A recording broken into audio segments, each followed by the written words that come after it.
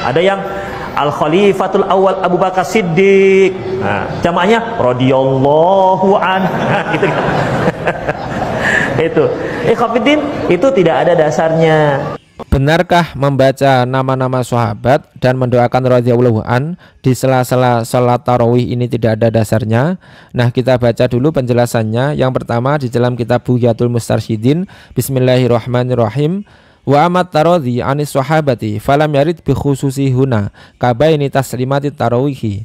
Membaca taradhi ini membaca nama sahabat kemudian mendoakan radhiyallahu an, ini tidak ada dalil khusus jika diucapkan sebelum azan, sebagaimana tidak ada dalil khusus jika diucapkan di sela-sela salat tarawih. Bal huwa bid'atun in atabihi biqasdi annahu sunatun fi hadzal mahali bi khususihi.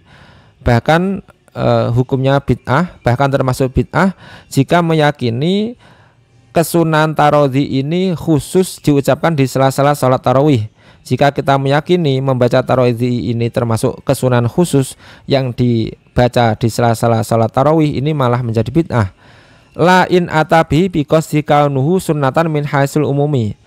Tidak menjadi bid'ah jika membaca tarawih ini meyakini bahwa ini sunnah secara umum, bukan sunnah secara khusus. Li ijma'il muslimina ala sunni tarawih anhum. Karena para ulama ijma, para ulama sepakat membaca tarawih kepada para sahabat ini sunnah. Membaca nama sahabat kemudian mendoakan radhiyallahu an, ini para ulama sepakat ini sunnah. Jadi intinya membaca tarawih, mengucapkan nama sahabat dan mendoakan radhiyallahu an, ini menjadi bid'ah jika meyakini ini termasuk kesunahan khusus di sela-sela salat tarawih, jika meyakini hal tersebut. Namun jika membaca tarawih di sela-sela salat tarawih ini meyakini ini sunnah secara umum, ini hukumnya sunnah, tidak bid'ah tapi sunnah.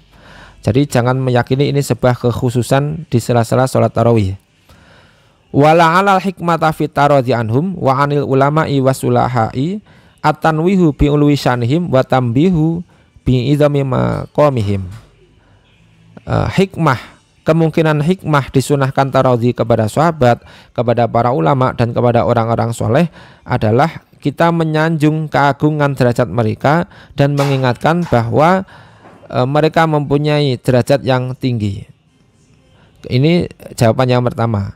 Jawaban yang kedua terdapat di dalam kitab Fathul Mu'in. Bismillahirrahmanirrahim. Wa yundabu ayyantakila li fardin au naflin min mawadhi'i sholatihi. Disunnahkan jika seseorang ini sudah selesai sholat untuk berpindah tempat, baik sholat fardu ataupun sholat sunnah. Jadi ketika Anda selesai sholat dan akan melaksanakan sholat yang kedua, ini disunahkan untuk berpindah tempat. Misalkan sholat pertama di belakang, shaf belakang, sholat kedua disunahkan pindah ke shaf depan. Atau yang tadi di samping kiri, sholat yang kedua disunahkan berpindah ke samping agak kanan.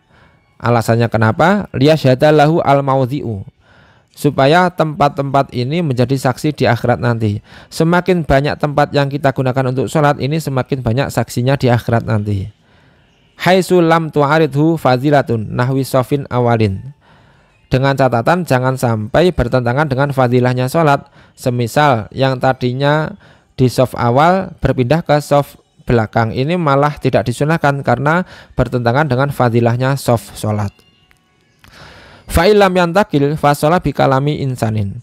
Maka apabila tidak berpindah tempat, disunahkan untuk memisah di antara dua sholat tadi dengan sebuah kalam, dengan sebuah perkataan atau ucapan.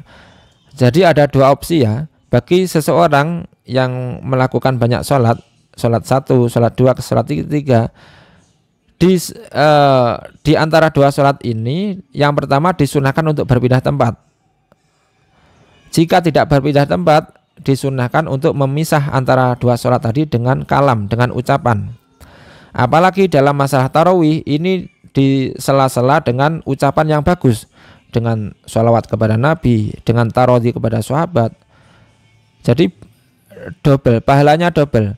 Memisah dua sholat dengan ucapan ini saja sudah sunnah, apalagi ucapannya ucapan sunnah seperti membaca sholawat, membaca tarawih juga sunnah. Ini sunnahnya double, pahalanya double. Jadi intinya tadi ya, membaca tarawih atau membaca nama-nama sahabat dan mendoakan radhiyallahu an kepada para sahabat di sela-sela sholat tarawih, ini yang pertama hukumnya bid'ah jika meyakini ini termasuk kesunahan khusus di sela-sela sholat tarawih. Jika Anda yakin ini kesunahan khusus di sela-sela sholat tarawih, ini hukumnya bid'ah. Tapi jika Anda meyakini ini sunnah secara umum, tarawih ini kan sunnah diucapkan di manapun, sunnah diucapkan di kapanpun. Jika Anda mengucapkan tarawih pada saat di sela-sela tarawih, tapi Anda meyakini ini sunnah secara umum, ini hukumnya sunnah, tidak bid'ah. Bahkan sunnahnya double ya, mendapatkan kesunahan tarawih, kesunahan memisah dua sholat dengan ucapan. Nah demikianlah penjelasan di dalam kitab Bughyatul Mustarsyidin dan kitab Fathul Mu'in. Jangan lupa untuk di follow Hamim Mustafa ZB. Akhirul kalam, wassalamualaikum warahmatullahi wabarakatuh.